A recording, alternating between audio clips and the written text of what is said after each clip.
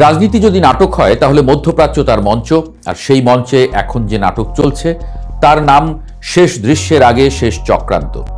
আপনি যদি ভাবেন ডোনাল্ড ট্রাম্প যুদ্ধ থেকে ক্লান্ত হয়ে বাড়ি ফিরতে চান, তাহলে আপনাকে একটু থামতে হবে, কারণ এই নাটকের নায়ক নিজের ইচ্ছায় মঞ্চ ছাড়তে পারে না, পরিচালক যদি তাকে যেতে না দেয়। আর সেই পরিচালক কে? অনেকেই বলবেন বেনিয়ামিন নেতানিয়াহু। এর মধ্যেই ইসরায়েল পেল সুসংবাদ। যুদ্ধের মাঠে সে পেতে যাচ্ছে আরেকটি দেশ ও শক্তি, সংযুক্ত আরব আমিরাতকে।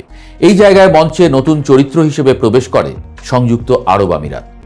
একসময় যারা ইরানের সঙ্গে ব্যবসা করত, এমনকি মধ্যস্থতাকারীর ভূমিকাও নিতে চাইত, সেই আমিরাত এখন সরাসরি যুদ্ধে নামার প্রস্তুতি নিচ্ছে।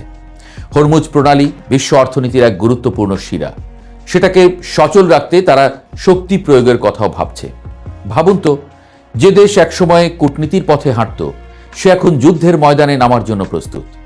এটা শুধু অবস্থান পরিবর্তন নয়, এটা এক ধরনের মানসিক রূপান্তর। আমিরাত শুধু নিজেরাই নামতে চায় না, তারা চাইছে একটি আন্তর্জাতিক জোট গড়ে তুলতে।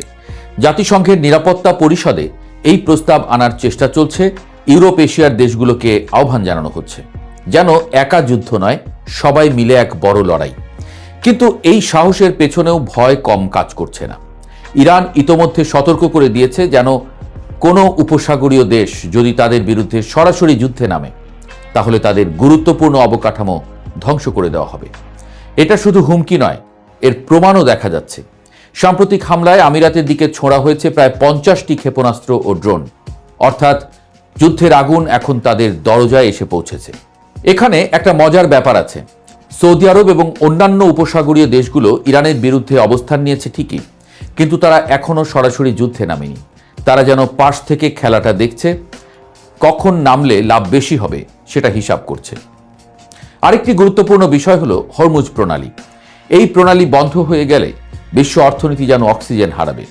তেল পরিবহন বন্ধ হয়ে গেলে বাজারে অস্থিরতা তৈরি হবে, আর সেই অস্থিরতার ঢেউ গিয়ে পৌঁছবে ঢাকা থেকে নিউ ইয়র্ক, সবখানে। এদিকে ট্রাম্প নিজেই নাকি বলেছেন হরমুজ প্রণালী পুরোপুরি সচল না করেই তিনি যুদ্ধ শেষ করতে রাজি। মানে